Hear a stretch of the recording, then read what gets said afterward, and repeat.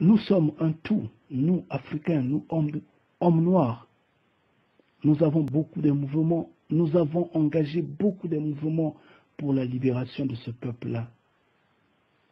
Mais moi, j'ai toujours dit, nous, Béni de Ya, nous avions toujours dit que si le peuple noir, si le peuple africain n'entend pas ce que nous disons, si ce peuple-là ne comprend pas où est-ce que nous sommes en train de vous emmener,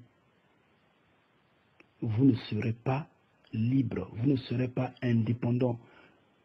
Oui, j'insiste bien, nous n'allons pas nous libérer. Quoi qu'il arrive, parce qu'en fait, il n'y a pas d'armée qui va nous affranchir. Il n'y a pas d'idéologie politico-religieuse de l'homme de la terre qui va nous affranchir. Ce ne sont pas vos pasteurs, vos prêtres, vos religions et autres qui vont nous affranchir. Ce n'est pas la Banque mondiale, le FMI, je ne sais quoi et quoi. Non. Mais c'est Yah, le Créateur vivant. Ce n'est que lui qui peut nous affranchir. Ce n'est pas le fétichisme, ce n'est pas la sorcellerie, ce n'est pas le vaudou, c'est pas... Non. Ce n'est pas la tradition africaine. Ce n'est pas le mouvement je ne sais de qui et qui. C'est pourquoi j'appelle tous ces leaders-là, ceux qui s'autoproclament leaders, qui veulent guider le peuple égaré, le peuple noir. Je les appelle à un réveil, à comprendre le profond, le cœur du message que nous faisons passer. Cependant, il y a des gens qui mènent des mouvements de foule, qui parlent, qui sont écoutés. Mais ces mêmes personnes, après qu'ils aient mené des mouvements, qu'ils aient été entendus par une foule énorme, finissent dans des temples, dans des églises, dans des mosquées, dans des synagogues. Chers frères et sœurs, chers Africains, je vous le dis en vérité, l'Afrique ne sera jamais affranchie si nous ne nous détournons pas des religions étrangères. L'Afrique ne sera jamais affranchie si nous ne nous détournons pas du fétichisme, de la sorcellerie, du vaudou, de toutes les pratiques qui nous éloignent de notre Créateur vivant. Ce n'est pas en priant je ne sais quelle entité qui n'est que égrégore viendra bien après la libération de l'Afrique. Je vous le dis en vérité, tous ceux qui ont été dans ce combat-là avant vous ont été dans les mêmes circuits de prière. Ils ont tous échoué. Mais pour que cela réussisse totalement, il faudrait que Yah soit au milieu de nous, au milieu de vous. Donc une grande repentance est lancée normalement. S'il pouvait entendre, s'il pouvait comprendre ce message-là. Des frères comme Kémy Séba, j'ai beaucoup d'admiration pour lui.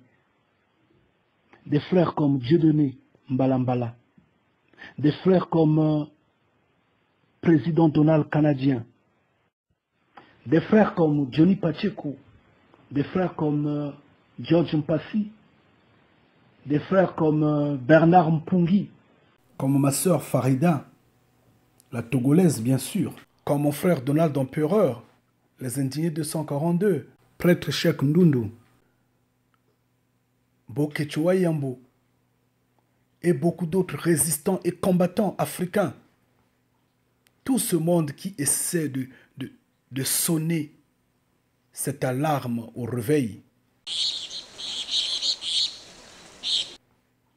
Tous ceux qui sont beaucoup écoutés mais qui, leur croyance reste dans les confessions religieuses qui sont venues d'ailleurs.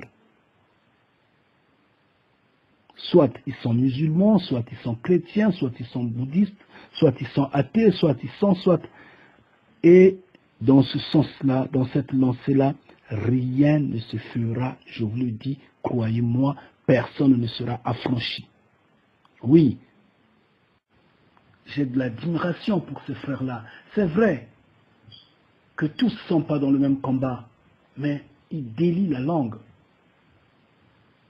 Ils délient la langue, ils sont dans le combat, ils parlent des choses qui sont sensibles, mais qui sont limitées sur la longueur totalement politique, totalement limitée, totalement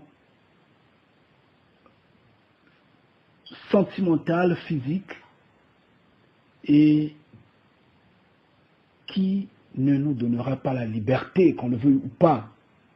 Ça va faire la continuité, oui. Ça va juste faire la continuité du système. C'est pourquoi il y a des guéguerres. Il y a des guerres. Il y a le maintien du système, en fait. Mais ça ne va pas donner la liberté à l'homme africain. Parce que si l'homme africain n'est pas libre, les chaînes seront toujours là. Et c'est ce qui a fait que nos pères puissent échouer, des gens comme des Thomas Sankara, des Lumumba et beaucoup d'autres. J'en crois même Nkrumah, ils ont échoué parce que Ya n'était pas au milieu d'eux, parce qu'ils avaient la même conception que tout ce monde-là qui parle. Tout ce monde-là, après qu'ils aient fini de faire de beaux discours, d'émotionner les gens, ils repartent dans leurs croyances venues d'Occident. Ils repartent dans leur religion à caractère étranger.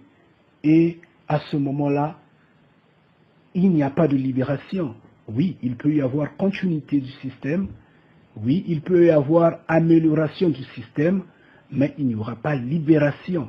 Or, nous parlons de la libération, nous parlons de la liberté.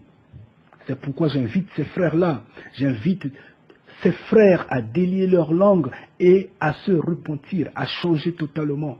Mettez Ya au milieu de vous, je vous en prie. Ils vont vendre les livres, ils vont vendre les films, ils vont vendre tout ce qui est commercial. Mais leur combat ne va pas aboutir parce que la quatrième bête est bien debout.